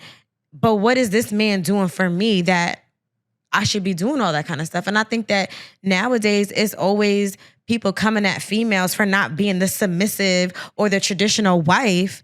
But yet I don't see a lot of men being traditional men. I mean, and that's respectful. I respect that because it's a lot of men don't have nothing to offer nowadays. But like I said, but sex. And sometimes they... And vice versa, some females don't have a lot to offer but sex too, yeah, right? So yeah, correct. Good body. Yeah. You know? But not even just that. Yeah, you're right. But I feel like men nowadays, they want women just to be submissive to just fuck them and do whatever they want them to do. And I feel like it's the only reason why it's like that because the women don't even know their worth now. A lot of women don't know their worth. So I feel like a lot of women just think that, not even just think that, a lot of women will fuck a nigga and fall in love off the sex, not even knowing like it's nothing else attached to it. It's nothing, there's no goals, no, we building for this, or it's nothing. It's just we fucking a lot and I love them. Like, what? Where your goals for? Where y'all gonna see each other in 5 years? Like, you know what I mean? So a lot of people just, like, it's weird. Like a lot of people, like, I can't even get the word out what I want to say, but it's like a lot of men out here, it just basically don't have shit to offer to women. And that's why the relationship in statuses and goals people want is low because they don't even know what they're supposed to have. Like you said, tradition. I feel like women supposed to, like, if you have a man that's in the house, taking care of the household, paying the bills, he working, he doing his thing. You feel me? And she, because I don't want my female too, I don't want her to be fucking brainless, meaning that's just sitting out. That shit is backwards to me. Meaning that's because if anything happened to me, then who's gonna, like, I mean, I need you to be a backbone too. Like, so go to school, get a degree, do things too for yourself, because I don't want you to, if I'm the breadwinner, shit, I want you to be the breadwinner too. Like, we both should be breadwinners. It shouldn't be just me the breadwinner, because if all shit falls, and then who the fuck gonna take care of us? You know what I'm saying? But even with that, right? Two hustlers, right? Let's talk about that. You could be out here making paper. I could be out here making paper, right? Right. Feel me? Like, you tricking on me, I'm tricking on you. Like, we in a relationship though. You know what I'm trying to say? Like, it's still going to be more to me on a female. Like, besides financially taking care of a household. How do niggas really be there for women and y'all expect women to be so submissive? Like, I'm out here grinding just like you, but I'm still expected to suck your dick every night. I'm still expected to fuck you and not deny you no things. So like, if you out here hustling too, you come home, you had a bad day. Let's say you in the street, you gotta worry about the police and niggas or whatever. Like, I get that. But like, what do men really be out here doing that they just got this expectation so high? Because I feel like this men, and females really out here doing triples and doubles at their job. I feel like because men feel entitled to that shit. It's like if we lay in that bed, that's needed. If we sleeping together, I need to fuck you every night. I think that men feel entitled to that because. But then the female's wrong for feeling entitled for money. We gold diggers. We only want to fuck with niggas who got paper. You know what I'm trying to say? Like But I feel like a man that's rich can change a woman's life, right? But a woman that get money, she would not fuck with a nigga that's broke. I don't agree. So if you up right now, 100 million, you not fucking with no nigga from the hood. It's a fact. You know what I'm saying? Come on, let's be realistic. But a nigga that's 100 million up will come fuck with a chick from the hood and change our whole life. Like, I don't agree to that. There's some niggas who got millions and ain't fucking with no girl from the hood. Why you crazy? I know you Kevin. That's the lies. What do you mean? Because men only fuck with opportunity. So we only can get what is given to us. Y'all females, you can grab whatever y'all want. Niggas not gonna turn no female down. So at the end of the day, a man having money can change a female life, and a woman that has money is not fucking with a nigga that's broke. Period. Like, you know that. I don't agree. So if you have $100 million, are you coming to Lakewood, New Jersey, finding a nigga? No, you're not. You're gonna be in a different level. Your mindset gonna be a whole different anyway, because your money gonna change your mindset. You're gonna even be nervous around motherfuckers anyway. You're not even fucking with niggas. Like, I don't know what type of time this nigga on. Like, I don't agree. So tell me why. Because depending on what your character is and what you want, I may not know you a broke ass nigga. I can meet you in a club. You would know if a nigga's broke as hell. Come on, you can't. So you tell me. So tell me, how can't you tell? How can you tell if a nigga's broke as hell? If I meet him and we kicking it and niggas be lying.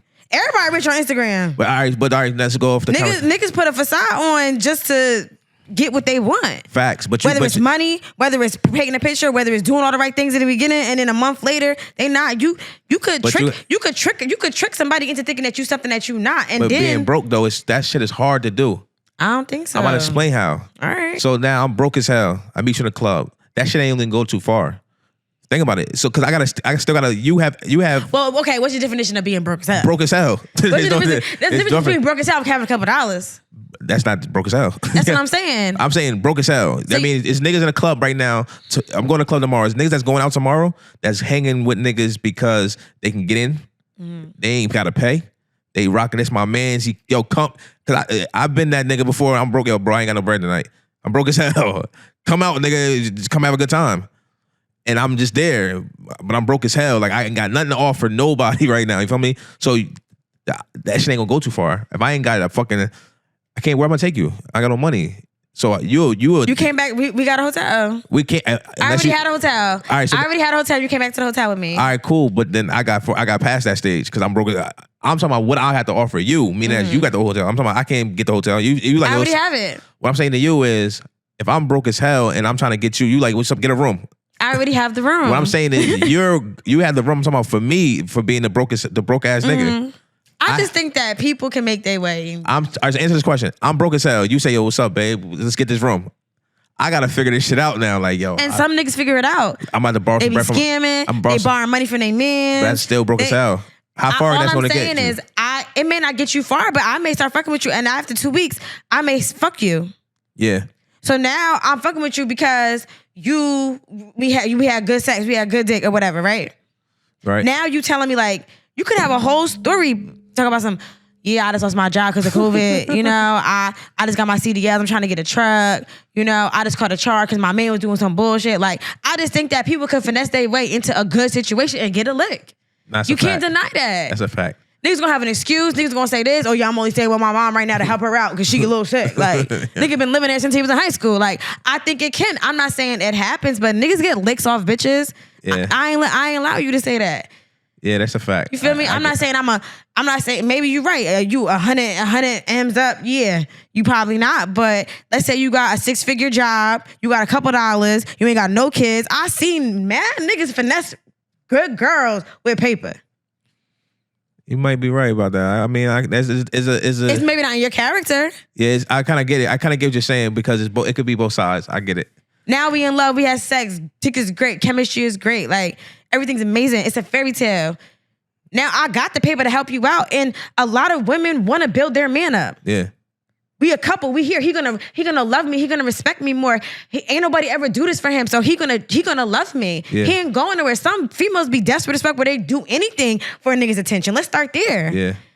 She could be the prettiest. She could have the most money in the world, and she's still maybe insecure about some things or whatever situation may have. She gonna help that nigga get to where he. I could tell you a few stories where I know someone who came from money. Yeah.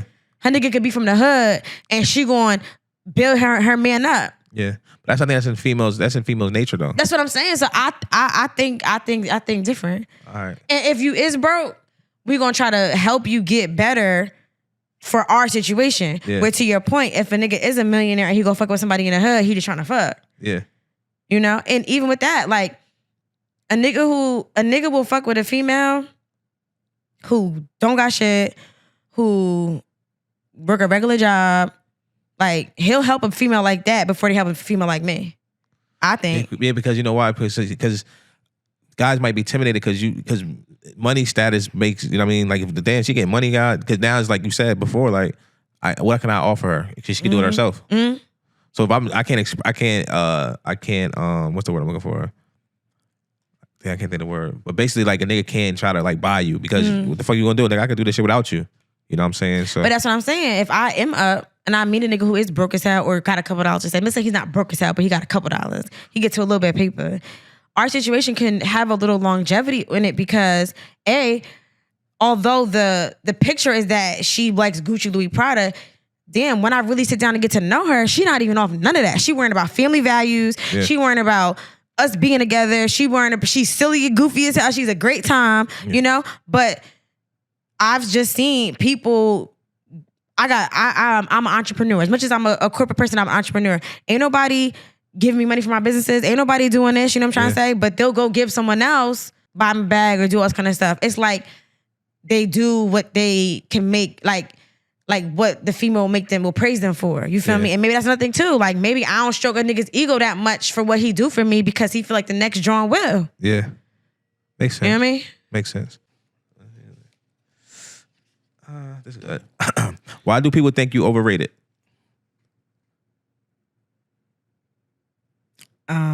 He's looking like, what? People think I'm overrated? People think you are. People say like, oh, she thinks she, whatever. But I know you, so I don't think that. So I'm thinking. Have like, you heard that I'm overrated? Have you heard people say they think I'm overrated? Me, yeah. For real? What they say? They just say, yo, she thinks she the shit. You know, people say the shit about me. I feel like people that don't know. I feel like when people don't know you, not just you, people don't know you. They going to make up their own assumption about the person. I feel like some people don't take the time to even get to know a person, to even know. I don't get the question is why people think you're overrated, but like what is the rating? What are they trying to rate? You know what I'm saying? Like, what's the rating? You know what I mean? What are you rating me as? And who are you comparing me to to make me overrated? Like, you know what I'm saying? Like, who you comparing me to? 'Cause I feel like we put ourselves on a high pedestal. Why not? So if I put myself like, yo, compare me to Jay-Z, oh, now you overrated, nigga. You bugging, nigga. I'm putting you with this nigga from the hood. Like, nah, nigga. I'm up this level because I can't. Don't look at me like I'm somebody regular because I'm not. I don't carry myself like that. And a lot of people think probably because how you carry yourself might look at your views of being overrated. You know what I mean? And it's not that. Definitely, if you think I'm overrated, you just don't know me. Yeah. I don't think I'm overrated. I think I'm a hard worker and my blessings speak for that. Right? So if you think I'm overrated, to your point, to what capacity do you think I'm overrated for? Why? Because I take trips. Why? Because I'm lit on the gram. Why? Because I got businesses. Like, it's not like I'm sitting around on my ass, niggas taking care of me, and I'm like, what makes me overrated? Yeah. You know? I don't know. Has someone said to you that, oh, Trini overrated? I just told you. I never heard nobody say it. You lying. I'm lying. But I never heard like yo. You called me one day and you called me one day and you said, you goddamn lying about it. I ain't even got your fucking number, yo. all right. You know, I don't know. Like I don't post. For example, we just talking about the differences. Like on Instagram, I don't think you probably know I got a bachelor's degree and a master's degree. Yeah. I don't think you'll know I have a corporate job. I don't think so. Maybe you'll think I'm an Instagram IG model. Yeah. So you going off that and. But people, you know what's crazy? Because going off that, people see what they see. So like, if I ain't know you, I'm scrolling, fuck it's Tiny Trini. All right, looking, oh shit. So when a person looking, they just kind of put their own picture together. Like they painting his own fucking persona of like, let me see. They trying to create this narrative of who you are and not even knowing. So now they go, who's Tiny Trini? They ask someone. Now, if you ask two people who somebody is, they're gonna give you a good or a bad if they don't fuck with you. Like, all right, so tell me the wildest thing you ever done where you was like, damn, I wild the fuck out. And it don't have to be sexy. We just I'm like, yo, I sniff coke. you dead ass serious? Yo, get the fuck out of here. You serious? I'm gonna tell you the story. So I'm chilling with this female, right? So we chilling and shit. And she say, yo, you bump? So I'm like, hold on, what the fuck is bump? She like, you don't bump a little bit? I'm like, what is that? Like, she like, so she hit her nose, like, you don't bump. I'm like, my nigga, you asked me, do I bump? What the fuck? She like, do you sniff coke? I said, my nigga, what? Like, is you serious? So you sniff coke before? I was joking. I don't think you're joking. I am joking. You ever did any type of drugs before? Like pills? I'm not saying that. This is unfiltered. Well, maybe get a new co-host. I'm not talking about sex. All right. Good head or good pussy? Good head. Yo, niggas love head. What is up with head? Head is like head. Everybody love head. Like what is the? Because head is like meaningful. So especially if a female like to give head, like really want to suck your dick, like and let you come in her mouth, is like the best. Like it's like no other feeling. And it's just a powerful thing, like because I realized that females like to like knowing they got the guy like by his, you know what I mean, and really like, but I feel like sex is like getting fucking is like it's like regular, but head is like way like some other shit because it's like I feel like it's more meaningful. Like shorty, like a lot of females don't like giving head, so female that want to suck some dick is like crazy fire. Like what, you want to suck some dick? Like what? Like yeah. I think that's dope. But don't you think that what you just said, like, oh, what, you want to suck some dick? Like, that's fire. Like, if she just want to suck your dick because she likes sucking dick, how is that meaningful to you? Like, let's say she just likes sucking dick. How is that meaningful to you if it's just getting your dick sucked? Because unless she just like, don't you want some passion? Don't you want some like? I think the passion is in the head. Like the passion is from the head. Like that's like because I think about it. A lot of people don't know that y'all have the same gag reflex from your pussy in your mouth. You know that, right? Yeah. It's a fact. When you go home, listen, when you go home, when you're by yourself, put your finger in your mouth and put your finger by your pussy. No bullshit. Put your finger in your mouth and put your finger in your pussy. You're going to gag at the same time. I promise you. Check it out. I looked it up as a fact. Why'd you look it up? Because it's a fact. But listen, though, I'm saying that to say this is that female will, like, you're killing yourself. Like, you're putting a dick down your throat. Like, that shit is crazy. Pussy is like, it's between your legs. It's like, it's not, you're not gonna die. You could die sucking dick. Like, you feel me? Like, that shit, you gonna give a fuck. So I feel like you really, female giving head really, like, that shit meaningful. Like, she. So if you could get no pussy for the rest of your life, I take head all day. For real? Yeah. I take head all, because I feel like I said, pussy is more like you said, it's more emotional. It's more attachments. It's just too much. It's too much. And I just had a conversation with a guy, like, I'm not just fucking. I gotta get head. If you ain't sucking dick first, it's not even gonna happen. I don't even want to have sex just to be pulled. I'm not a guy to put my pants down and get hard and have sex. I'm not that type of person. I'm not horny as fuck. Like niggas is horny where they be like, you be like, let's fuck. Nigga be like, all right, bet. Yeah. Nah, I'm not that nigga. You gonna be like, nigga, you ain't hard. I'm not even gonna be around. You say sucking some dick, I'm like this. But you told me let's fuck, I'm not gonna be. It's not exciting to me because I feel like it's just an opportunity. It just don't seem like the opportunity. I think head is better. I feel like every female won't give everybody head, right? You're not gonna suck everybody's dick, but you might give everybody some pussy though. You know what I'm saying? Like that shit is. You might let a lot of motherfuckers fuck, but you're not gonna suck a lot of dicks. It's a difference. Like so, I feel like a lot of females will prideful give like certain motherfuckers. It's like I might fuck him, but I might never suck his dick though. Like he not getting that. But this nigga, I'm only gonna suck his dick only. Like it's you. Like it's a difference. It's telling you it's two different type of. It's two type of vibes. Like even when eating pussy, like I'm not gonna just eat any pussy. But I'm like, I might just eat her pussy, but I might not fuck either though. Like so, it's like some. So people, you only ate a bitch pussy and not fucked her? I'm not just eating pussy and not fucking. Yeah, I'm not doing that because I feel like what's that called? Yeah, it just because I feel like back to submissive thing. I feel like a loser after that shit. Like, like I feel like damn. So you're a loser because you gave head and didn't get no pussy. But a female isn't a loser. But I'm talking if initiator. They suck dick and Initiator though. Fuck Initiated. If I initiated it. So if you asking to suck my dick and I'm like yeah. If I'm asking you to suck my dick and you say yeah, it's two different ways. You feel me? I'm asking you like you really might not want to, and you might do it. But if you asking to do it, you wanted to do it. If I'm asking to eat your pussy and it's not even in my head, I'm thinking I might, because niggas that eat pussy, I'm thinking like I might fuck. All right, if I eat her pussy, I got her legs open, I'm about to get in that shit. Then it's over afterwards. Niggas might eat pussy just to think they might get pussy to fuck, you know what I mean? It's never happening. So I'm just not going to eat pussy and just be like, oh shit, I might fuck. Nah, I'm not doing that. I'm not doing that at all, nah. I did it before, it happened to me before.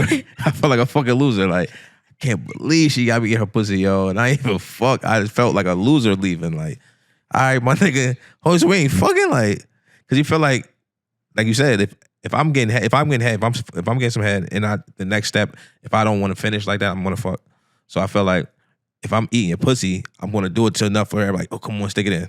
If you don't say that, like, all right, like, oh shit, I feel like, yo, yeah, that's not a good feeling. But she could tell you, come on, stick it in, because your head trash.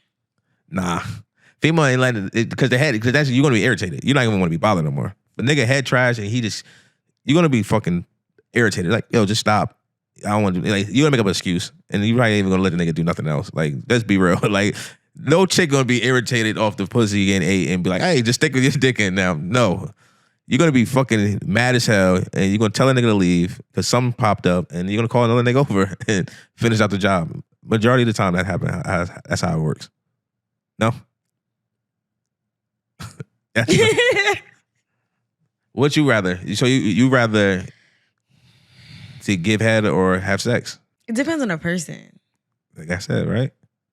So have you ever just gave head and not have sex?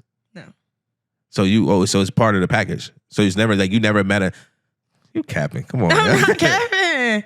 So you never met a nigga that's just be like, damn, I just gave him head. No. I know you capping. I'm not capping. All right. You ever had a one night stand before? Yeah. I never had a one night stand before. So everybody you had sex with, you to relationships. Mm-hmm. I feel like, or not relationship. Well, it depends on what you call a relationship. Like, I was fucking with. What's a one night stand? So people say one night stand. A one night stand is they talk about fuck once and never talk again. I mean, no. A one night stand is I meet you on that, and I meet you, and then we fuck that same day. You say never did that? No. You know why? Because the reason why you probably never did that because men that probably meet you are intimidated to even try you the first time. Mean as like me, if I'm that's what I'm on my mind, I'm gonna try you and that's what I'm gonna go for. So mean as like I had a lot of one night stands. First time meeting a chick, fuck like this. For real? A lot because that's what I'm going for. I'm not going for longevity conversation after. You know what I'm saying? Meaning as like men play on females. So like, all right, I'm gonna take her out to eat next day, whatever. Like, you know what I mean? That's their goal to get the pussy. Me, I'm like, fuck it. I'm gonna fuck her I'm literally gonna fuck her the first time chilling with her, guaranteed. Because I already know I got all these type of tricks and games. I'm gonna figure this shit out, and if not, I'm not gonna talk to her no more. If it don't work out how I wanted to be, or I'm not gonna be beat. I'm not gonna be interested anymore. Because it's like it's a chase. Females know they want to fuck. Female be with a nigga and she know that she want to fuck, but it's like, what is he gonna do to try to fuck me? What can he do to get me to fuck?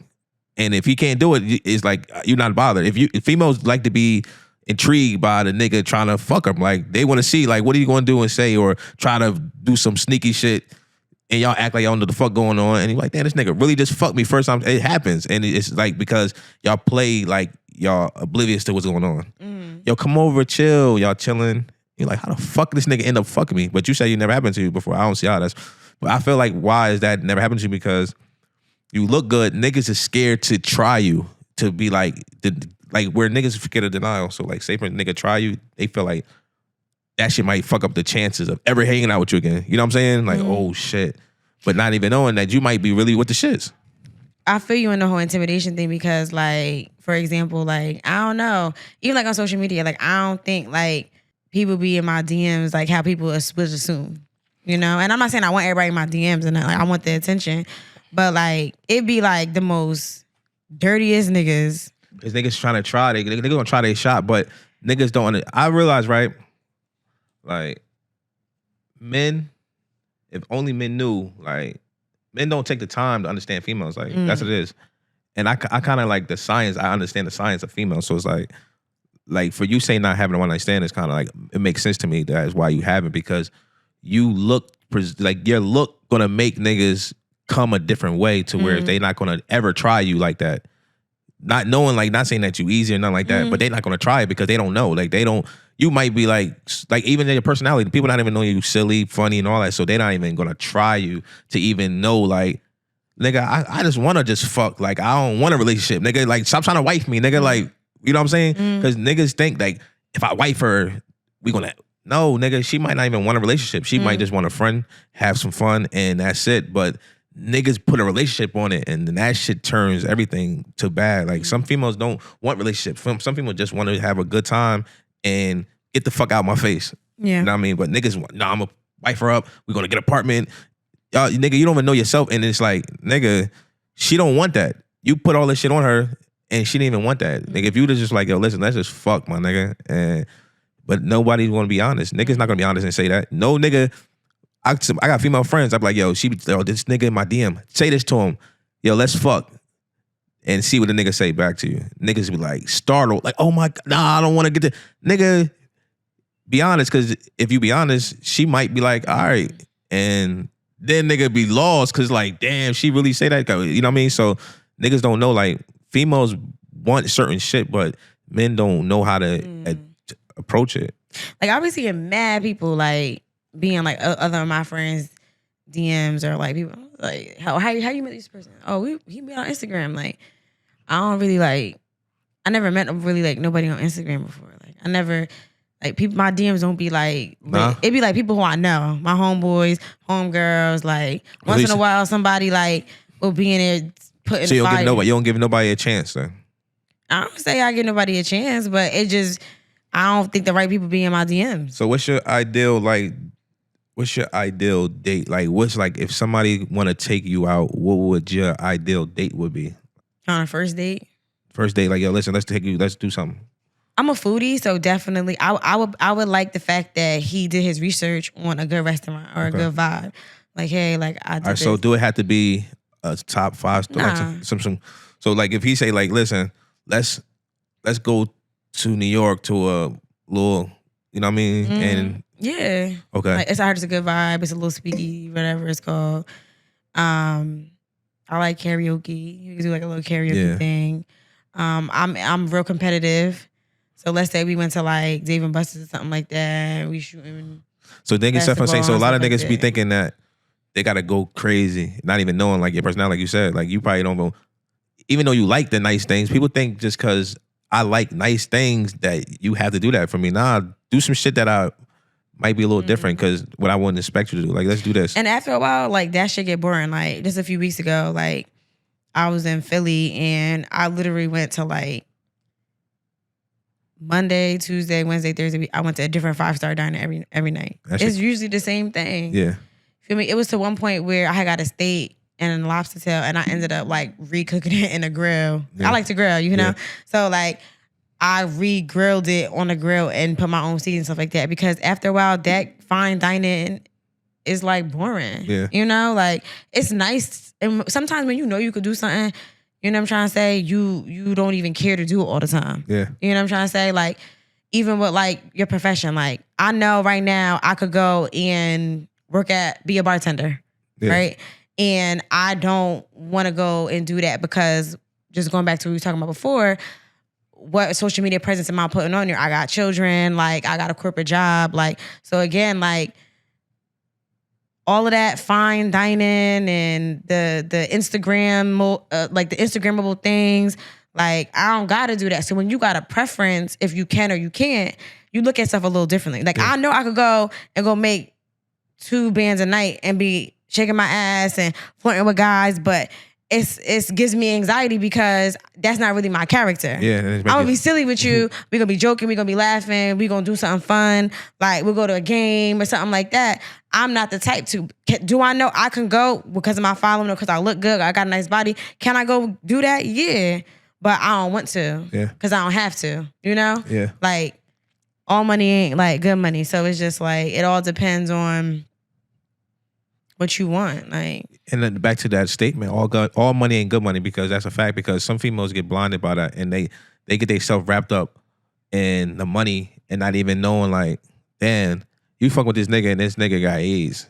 Like some people, the temptation, like that shit is mind blowing to me. Motherfuckers don't even think about health. They think about like my man just told me this chick, he just met a female. She's like, yo, take me out of the country. Like, bitch, you don't even know me. Like, you rather this, like. For me to sleep with you, like I had to really vibe with you first. Like I can't even sleep with, like I wouldn't sleep comfortable. Like I feel like my peace is when I'm asleep. So for me to go out the country with you, just because you bad as hell, is fucking crazy. Like I don't know you from a can of paint, so I don't know how you sleep. I don't know your peace level. I don't know nothing about you. Why would I even go out the country on that level with you? Like I feel like that's mind blowing on both sides, like the man and the woman, because like.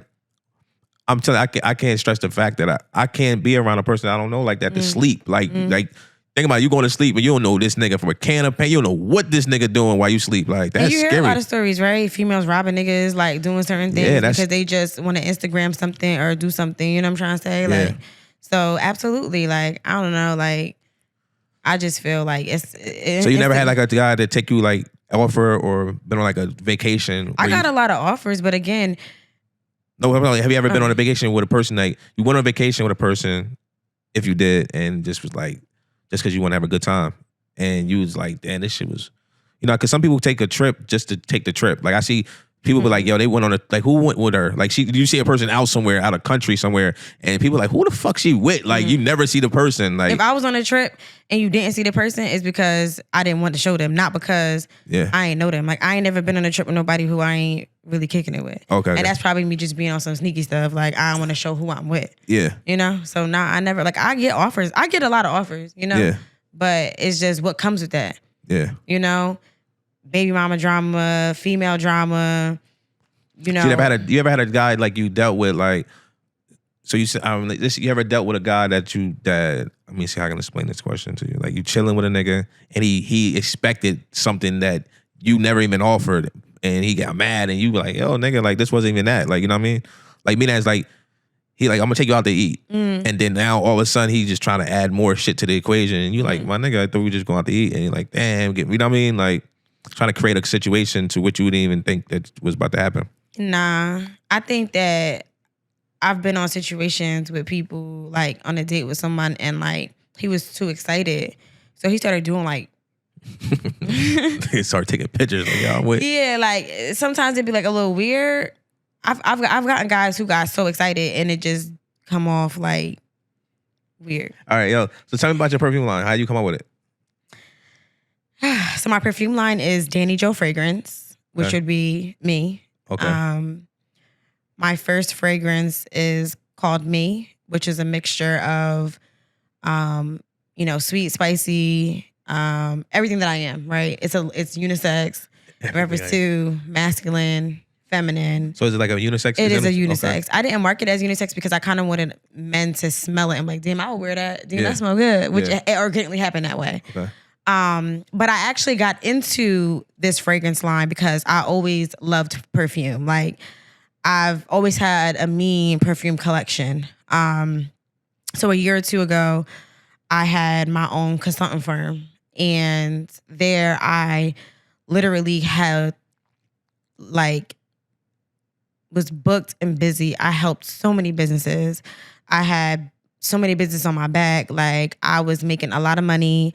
Businesses who were working with me or work my clients, they made the most money they probably ever made because the way that I did it was like creatively in reference to everybody eats, right? So I just helped a lot of businesses. And as much as I was booked and busy, it took a toll on my health, my relationship, my parenting. Yeah. And I still had a full-time job, you know? So in midst of it being amazing, it also, I was like deteriorating, I was in there, I was the janitor, creative director, just so much stuff. And I ended up closing that business down.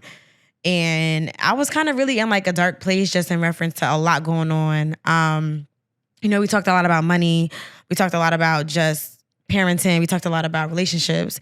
So even when I said before, all money and good money, I was making great money, but I sacrificed so much to make this happen. Yeah.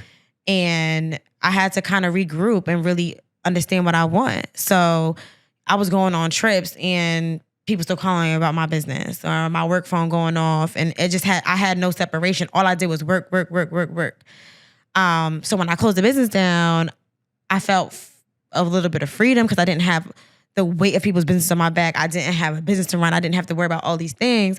But also, as much as I have a job and have a corporate job, I'm still also an entrepreneur. Yeah. So I wanted to find something that I would still love to do and I could do anywhere, right? I wanted the freedom to be able to do anywhere. I wanted to be able to find something that I love. I also wanted to find something that was outside the box. I don't know anybody with their own fragrance line. Now, we know the designers, right? Yeah. But no shade to anyone else, but I didn't want to do like the Instagram model boutique. I can't do hair. I can't do makeup. So I wanted something that was near and dear to my heart. Yeah. And something that was just like, it'd be fire. Like if I had my own perfume line. And it was really like that. And then I kept thinking about it. I started doing my research. Started reading my research. I found this company. I found the chemist. I found all these things, my fault, to create this. And my dream really came into reality. But it really came from just being burnt down, worked at a bad place in my life. I knew I didn't want to be a service provider anymore. So it's really the freedom that I have with this business. I feel so blessed because I'm doing what I love. I'm excited about it every day. My creatives for it is amazing. And then like all the consulting, all the things I was trying to have my clients do before, whether they couldn't afford it or whether their business didn't allow it or whether they didn't listen to my direction, I can put all of that into me and love what I do. Yeah. And have the flexibility to do it anywhere.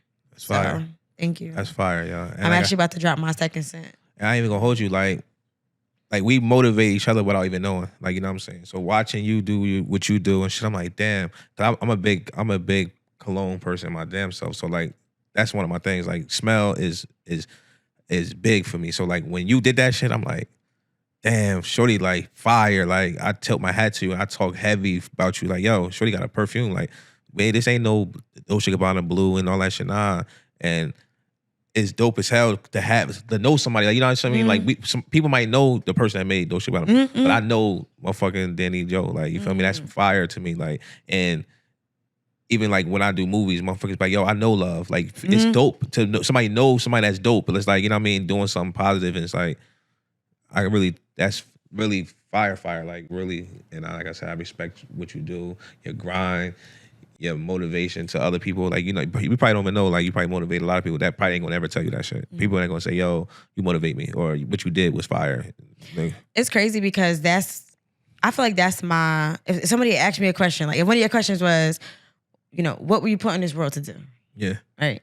I would say, I believe I was put on this world to be a motivation to people, to mothers, right?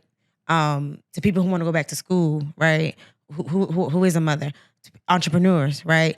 I feel like I motivate men. Yeah. I'm hustlers. I motivate grinders.